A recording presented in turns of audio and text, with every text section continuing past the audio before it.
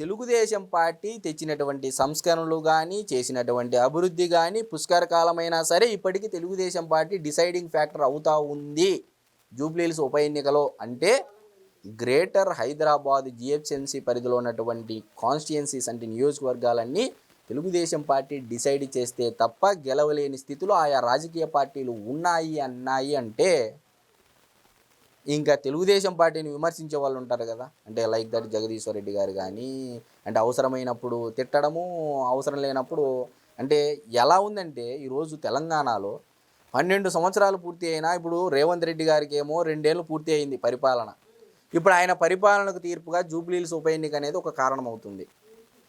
ఇప్పుడు BRS party ఏమంటా ఉంది, ఈ ఎన్నికల్లో కాంగ్రెస్ పార్టీ గెలిస్తే ఖచ్చితంగా వాళ్ళు చేసేటువంటి అవినీతికి హైడ్రాకు అంతు పొంతు ఉండదని చెప్పేసి బీఆర్ఎస్ పార్టీ ప్రచారం చేస్తూ ఉంది. మరొక వైపు బీఆర్ఎస్ పార్టీ ఏమని ప్రచారం చేస్తూ ఉంది, కాంగ్రెస్ పార్టీ కానీ గెలిస్తే కేసీఆర్ గారు చేసినటువంటి అభివృద్ధి మీకు గుర్తు లేదు అని చెప్పేసి ఒకవైపు చెప్పకనే చెప్తున్నాడు.